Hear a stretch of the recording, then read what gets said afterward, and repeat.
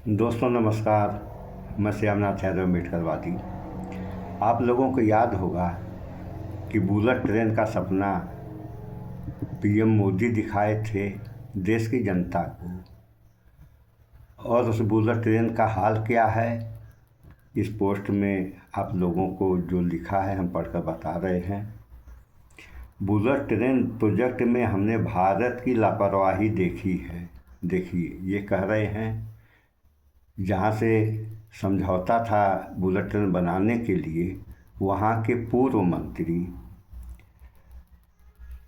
तो bullet train project में हमने भारत की लापरवाही देखी है। भारतीय अपने वादे पूरे नहीं करते। गौर से सुनिएगा आप लोग। उनका कहना है कि भारतीय अपने वादे पूरे नहीं करते, उससे मुकर जाते हैं। वे बस अपने फ़ायदे की बात करते हैं।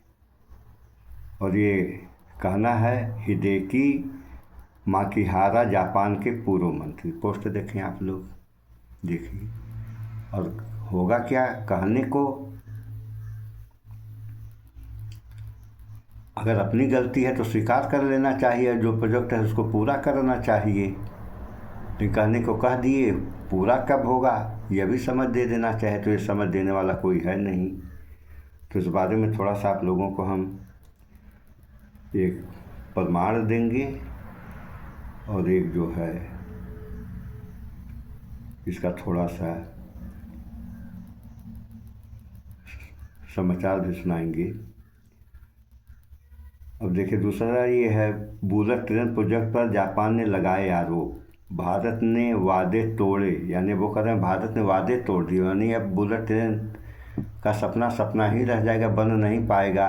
इस लेख के हिसाब से ताइकिची की यात्रा असफल।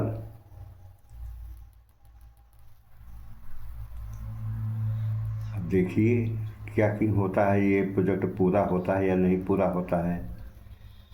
समाचार में आप लोगों को सुना रहे हैं थोड़ा सा।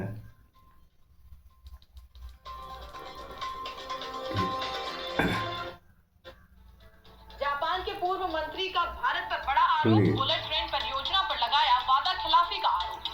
अनशन के 20वें दिन सोनम वांगचुक से मिले कांग्रेस नेता पवन खेर। बात सामने आई वो ये है कि भारतीय पक्ष का रवैया बहुत अलग था।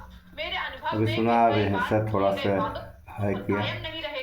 कई बार समझौते के बाद वांगचुक पर आमिर का बयान वकील प्रशांत भूषण ने उठाया। अभी सुना रहे हैं थोड़ा सा, क्या करें अब हमारी ऐसी व्यवस्था नहीं है। ट्रंप का दावा, चीन ने अमेरिकी चुनावी अब ये समाचार है, इसी में है ये भी।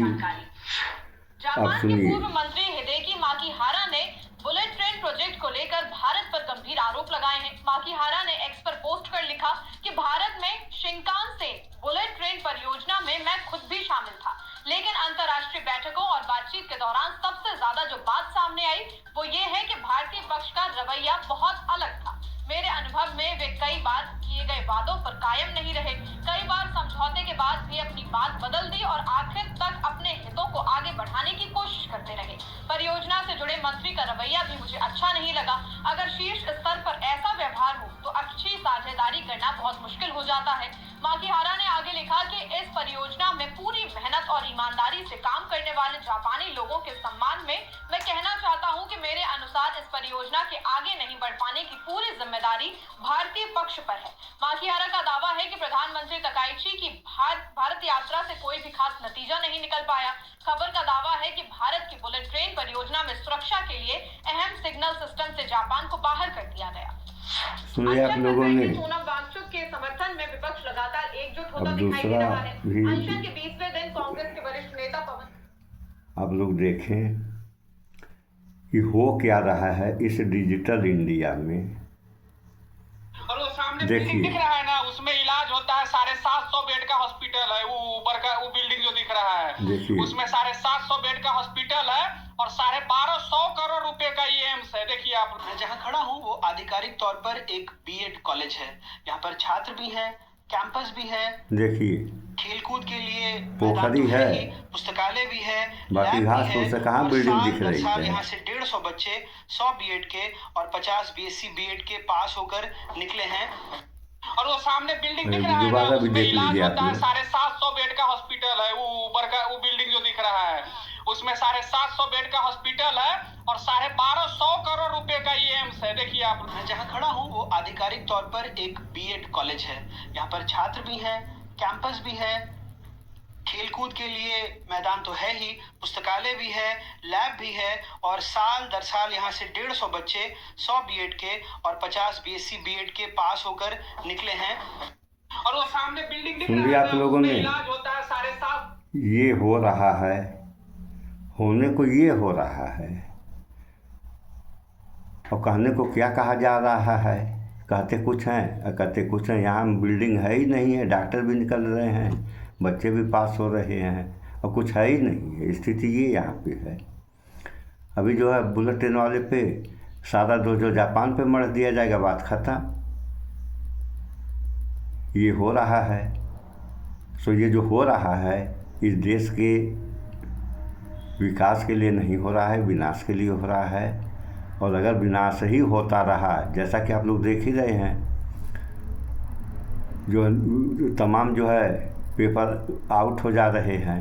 अभी इसके विरोध में जो है सोनम वांगचुक धरना पर बैठे थे। वो धरना क्या, तो भूख हड़ताल उनकी थी। 20वें 21वें दिन जो है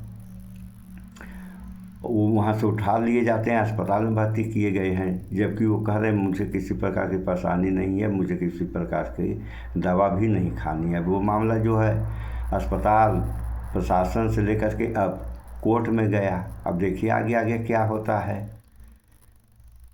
तो विकास करना है तो सारे लोग, खासतौर से ये जिम्मेदारी सरकार की बनती है। और जो भी जिस विभाग का मंत्री है उसकी मुख्य रूप से जिम्मेदारी बनती है, बाकी तो जनता की बनती ही है। तो विकास के बारे में जब सोचा जाएगा तब ही विकास होगा, अन्यथा विनाश होने में देर नहीं लगती। और कबीर कहे हैं ना, पल में प्रलय होगी, तो यहाँ पल में नहीं होगा, धीरे धीरे होगा। और जो दिख भी रहा है, अगर ऐसा ही होता रहा तो इस डिजिटल इंडिया और डिजिटल इंडिया की जनता का क्या होगा? इन सब बातों पर विचार करें आप लोग। सो इस वीडियो में इतना ही। स्वच्छता अपनाएं, शुद्ध खाएं, स्वस्थ रहें, शिक्षित बने। जय विज्ञान, जय संविधान। नमस्कार।